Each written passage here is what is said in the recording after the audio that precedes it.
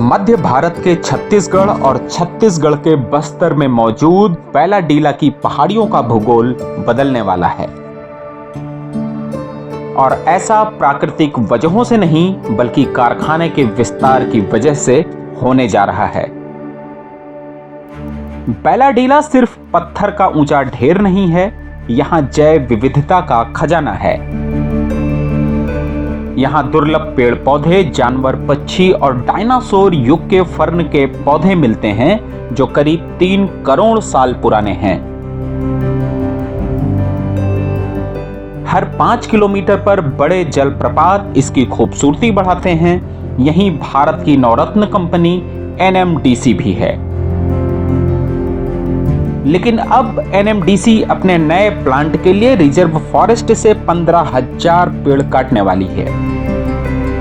कई पेड़ कट भी चुके हैं। इससे दुर्लभ प्रजातियां और जलप्रपात खत्म होने की कगार पर हैं।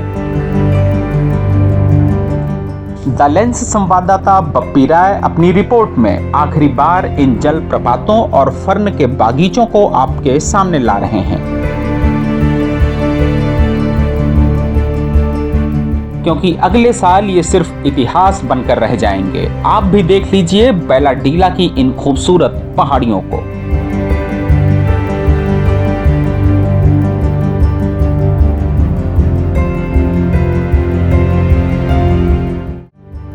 छत्तीसगढ़ का चेरापूंजी कहलाने वाला बैलाडीला हरे भरे जंगलों, पहाड़ी नालों, दुर्लभ जीव जंतुओं और सैकड़ों वन औषधियों से भरा है। यहाँ अकूत लौह अयस्क भंडार है जिसे 1960 से NMDC निकालकर जापान और भारत के अन्य राज्यों में भेज रही है।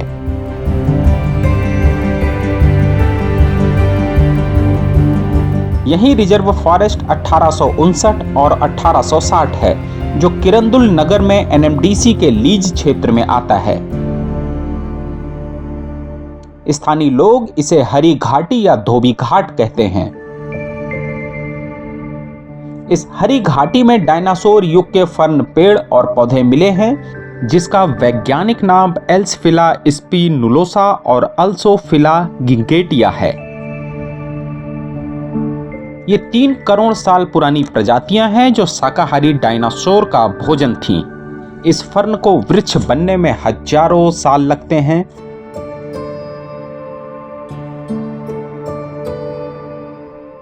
यकीन मानिए आप जुरासिक पार्क के फिल्म सेट में नहीं है, लेकिन आइए हम आपको बैलाडीला पहाड़ के, बैलाडीला के इन हसीन वादियों में जुरासिक पार्क का सेट दिखाते हैं। आप आगे चलेंगे, अब आगे आइए। कैमरामैन को मैं कहूँगा कि लगातार आगे बढ़ते रहिए। ये है फर्न के पौधे जो डायनासोर युगीन प्रजाति है, विलुप्त प्रजाति के पौधे हैं, लेकिन यहाँ पे पेड़ का आकार ले लिया। अब ये देखें कि चारों तरफ अगर नजर घुमाएंगे तो आपको डायनासोर युगीन विलुप्त प्रजाति के पेड़ दिखेंगे आपको। बिल्कुल जुरासिक पार्क के सेट सा है ये पूरा इलाका। जुरासिक पार्क का सेट सा है इलाका। कितनी खूबसूरत है, आप देखिए चारों तरफ फर्न के तो पूरे हिंदुस्तान में फर्न के पौधे बहुत कम जगह पाए जाते हैं, लेकिन यहाँ इन इलाकों में फर्न के पौधे भी पाए जाते हैं। वृक्ष या कहे पेड़, फर्न के पौधों ने पेड़ का आकार ले लिया है। हल्की सी स्लीप से हम नीचे गिर सकते हैं। पूरे हिंदुस्तान में बेहद चुनिंदा जगहों में इन फर्न के पौधे पाए जाते हैं, लेकिन यकीन मानिए बैलाडीला की इन पहाड़ों में इन फर्न के पेड़ों को आप देख पाएंगे। देखिए ये अनगिनत पेड़ है यहाँ पे, चारों तरफ अगर नजर घुमाए फर्न के पौधे हैं, फर्न के पेड़ है। आप यकीन मानिए, आप आइए, आप जुरासिक पार्क के सेट में नहीं है, यकीन मानिए आप। यानी कि हम अति करके, बात का बतंगर करके हम कुछ दिखाना नहीं चाहते। वास्तविकता में जो है, जो दृश्य है वो आपके सामने आएगा। ये इलाका इसलिए महत्वपूर्ण है क्योंकि पूरे हिंदुस्तान में फर्न के पौधे बेहद चुनिंदा इलाकों में ही पाए जाते हैं, और जिनमें से एक जो है बैलाडीला का ये पहाड़ है। फर्न के पौधे तो पाए जाते हैं। फिर दोबारा मैं इसी बात को जिक्र करूंगा कि फर्न के पौधे तो कई जगह पाए जाएंगे, लेकिन फर्न के इस प्रकार के जो वृक्ष है, इस प्रकार के जो पेड़ है, सिर्फ इन इलाकों में आते हैं। और इस पेड़ को बढ़ने में, इस साइज में आने में लगभग 2000 वर्ष लगा होगा। जानकारों और वैज्ञानिकों का ये मानना है कि प्रति वर्ष 2 सेंटीमीटर से अधिक ये पेड़ नहीं बढ़ते। आप देखिए चारों तरफ से घनघोर जंगल है, सुंदर जंगल है, पहाड़ है। यकीन मानिए आपको लगेगा कि अब जुरासिक पार्क के सेट में आ चुके हैं।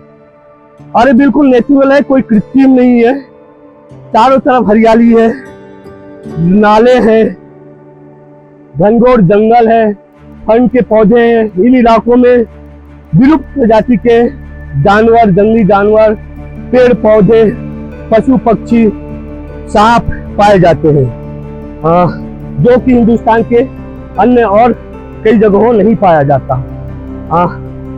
आप आगे बढ़ते रहे, लगातार हम आगे बढ़ रहे हैं। आगे देखेंगे एक झरना सा दिख रहा है, लगभग 90 फीट ऊंचाई से झरना गिर रहा है। उस झरने तक हमको पहुंचना है। उस झरने तक पहुंच के हम उसकी बाकी दृश्यों को दिखाएंगे, लेकिन फिलहाल आप इस खूबसूरत वादियों को देखिए, इन झरनों को दिखाइए। स्वर्ग है। हम वाकई में बैलाडीला स्वर्ग से कम नहीं है। और स्वर्ग वाकई में इसे बैलाडीला का स्वर्ग इसलिए कहा जाता है। अच्छा, बैलाडीला के बारे में सबसे बड़ी बात है कि बैलाडीला को भारत का दूसरा चेरापूंजी कहा जाता है। बैलाडीला को भारत का दूसरा कश्मीर कहा जाता है। और ये दृश्य बताता है कि चेरापूंजी और कश्मीर से एक कम नहीं है। ये है फल के पौधे, आप देख रहे हैं। ये जो है फल के पौधे, जो कि भारत के बेहद कम इलाकों में पाए जाते हैं। फल के पौधे आप देख रहे हैं, लगातार जो चारों तरफ जो दिख रहे हैं फल के पौधे हैं। ये है फल के पौधे। ये आप आसपास जितना देख रहे हैं ये है फल के पौधे।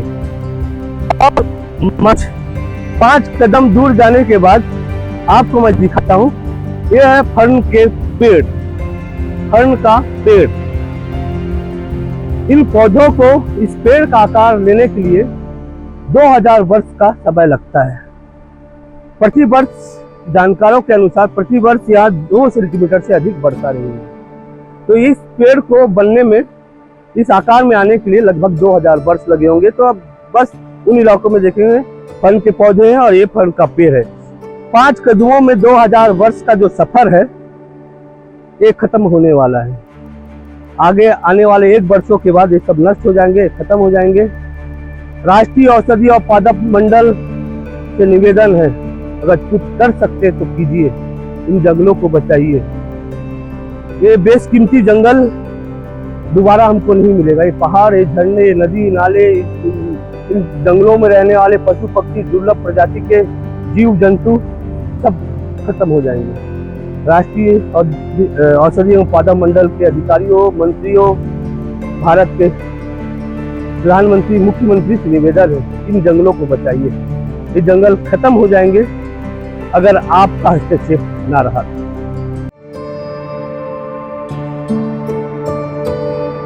पास ही एक खूबसूरत जलप्रपात भी है जो जंगल की शोभा बढ़ाता है।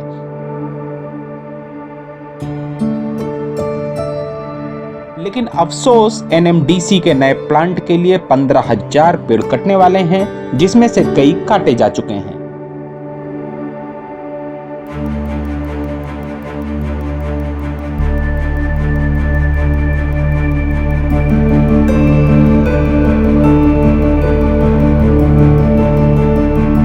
मैं मौजूद हूँ बैलाडीला पहाड़ में और किरंदुल नगर से महज 5 किलोमीटर दूर, एनएमडीसी चेक पोस्ट से महज 3 किलोमीटर। इस जगह को कहते हैं हरी घाटी।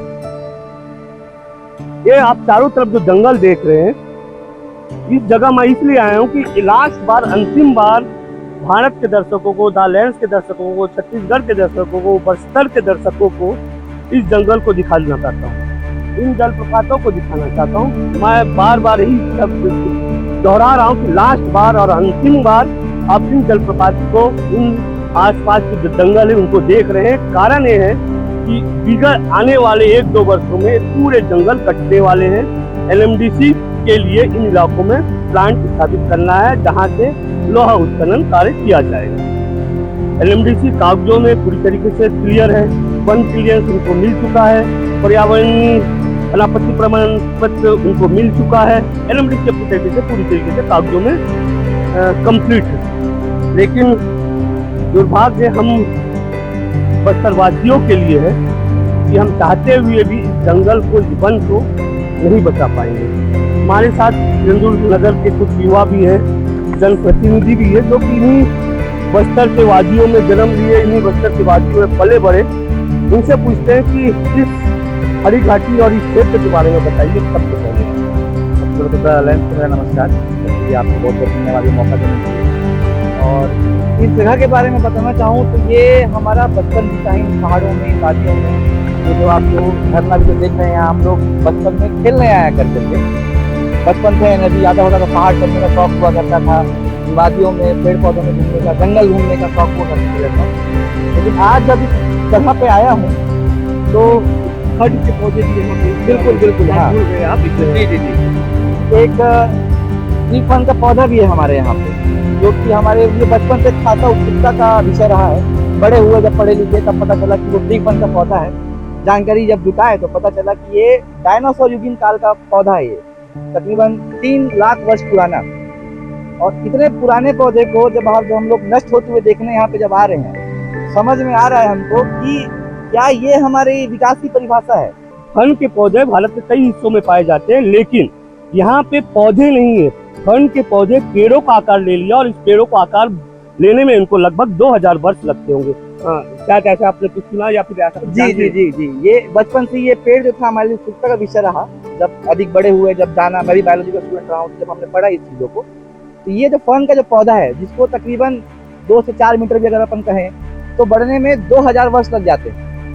3 लाख साल पुराना ये पौधा है, जो कि शायद आज अंतिम बार हम बैलेंस के माध्यम से हम उस पेड़ों को देखने वाले हैं, और भविष्य में शायद ही हमको देखने को मिले, क्योंकि काफी समय से जब हम लोग यहाँ रहे तो देखते आ रहे हैं कि कोई समांतर नाम की कंपनी आई है, एनएमडीसी ने उसको टेंडर दे दिया कि इन पेड़ों को काटा जाए, कि पूरे जंगल को नष्ट किया जाए, सिर्फ और सिर्फ क्यों? क्योंकि यहाँ से मुट्ठी भर लोहा निकालने की। विकास की बात करें तो हो रहा है कुछ कंपनियों का विकास, बट हमको, स्थानीय लोगों को या यहाँ के स्थानीय निवासियों को, या जो हमारी जल जंगल और जो हमारी वन संपदा है, या उन लोगों के घर कहें, जैसे कि कई ऐसे विलुप्त होने वाली प्रजातियां हैं, कुछ सांप हो गए, कुछ पशु पक्षियां हो गए, और बहुत से ऐसे हर्ब्स एंड शब्द, अगर बोला जाए भाषा में तो औषधि जो महत्व के जो पौधे हैं जो इन्हीं जंगलों में पाए जाते हैं, वो शायद हमको भविष्य में देखने को न मिले। ये बिल्कुल एक विकास नहीं, ये हमारे लिए एक विनाश की ओर अग्रसर एक समाज का शायद हम निर्माण करने जा रहे हैं, जिसका हम लोगों ने भले विकास नाम दे दिया है।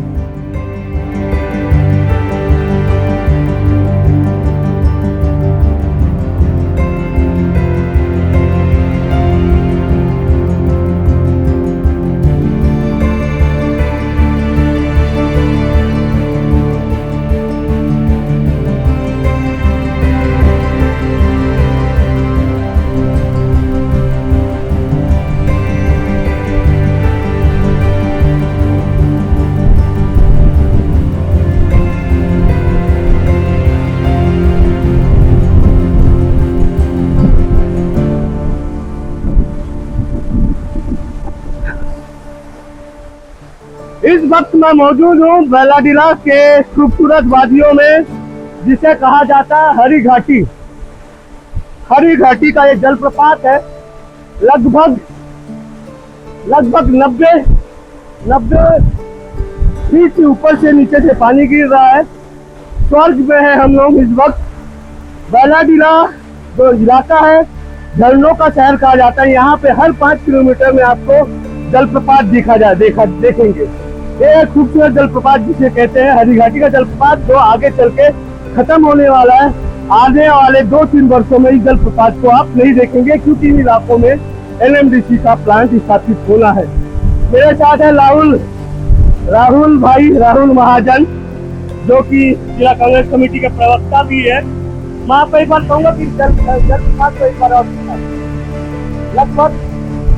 लगभग ये जो है 90 फीट से ज्यादा ऊंचाई से गिर रहा है। पानी इतना ज्यादा है कि कैमरामैन कैमरा लेकिन इलाकों में नहीं पहुंच पा रहा है। कैमरा अगर रंगा है तो कैमरा खराब हो जाएगा। इन वादियों पर 3 बार देखे हम, ये बहुत दुखद बात है कि वाकई में आपकी बातों में सच्चाई है। नहीं, भले हम चाहेंगे अंदर से, लेकिन सच बात है कि शायद हम हरी घाटी को, इस झरने को आखिरी बार देख रहे हैं। विलुप्त प्रजाति के फल के पौधे इन इलाकों में पाए जाते हैं जी, वो भी नष्ट हो जाएंगे, खत्म हो जाएंगे। अभी जब आते हुए हम लोगों ने देखा, और आपने भी जब जानकारी दी कि ये वन के पौधे हैं, 3 लाख साल पुराने हैं, और आज जब उनको देखे तो जब मन में जब भाव आया ये शायद अभी आखिरी बार दिखने वाला है, दोबारा हम ना देख पाएंगे, ना हमारे आने वाली पीढ़ियों को हम बता पाएंगे, वो कहानियों के पन्नों में रह जाएगा।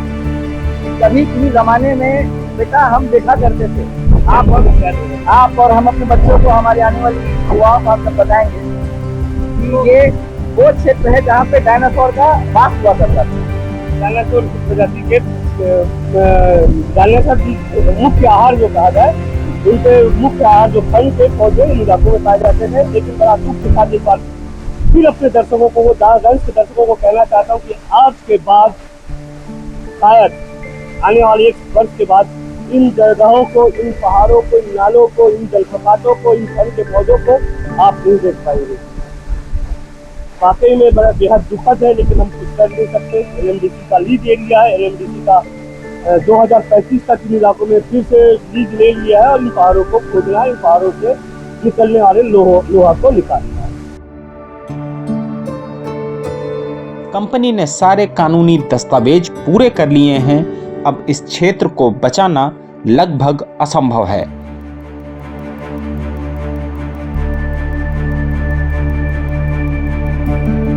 विकास के नाम से औद्योगिक घरानों तो नहीं, हालांकि एनएमडीसी भारत के बहुराष्ट्रीय कंपनियों में एक है और पूरी तरीके से अपनी कागजी कार्रवाई में पूरी तरीके से कंप्लीट है। और इन जंगलों को कटना चाहता है, दुख होता है। इन जंगलों को बचा नहीं पाएंगे हम, इन पहाड़ों को बचा नहीं पाएंगे, इन जंगलों में मौजूद पशु पक्षियों को हम बचा नहीं पाएंगे, इन जंगलों में मौजूद बेशकीमती जो विलुप्त प्रजाति के जो वनौषधि है उनको बचा नहीं पाएंगे। यहाँ पे आज चारों तरफ जो जंगल दिख रहा है, जंगल दिख रहा है, ये खत्म होने वाला है। हेवी ब्लास्टिंग होगी इन इलाकों में, जलप्रपात खत्म हो जाएंगे, पेड़ खत्म हो जाएंगे। दुख इस बात का है कि हम इसको बचा नहीं पाएंगे। हम किस विकास की बात करते हैं, हम किस ओर जा रहे हैं, किस दिशा में हमारा युवा पीढ़ी चले जा रहे हैं। मुट्ठी भर, जैसे आपने कहा, मुट्ठी भर लोहा के लिए हम लाखों पेड़ कट रहे हैं। इस इलाकों में रिजर्व फॉरेस्ट एरिया 1859 और 1860 में आगे आने वाले वर्ष में 15,000 से अधिक पेड़ कटने वाले, पूरे घनघोर जंगल को काट देंगे। कोई बचाने वाला नहीं है, क्योंकि एनएमडीसी अपने तरीके से कागजी कार्रवाई पूर्ण कर रही है। मैं बप्पी राय, द लेंस, हरिका।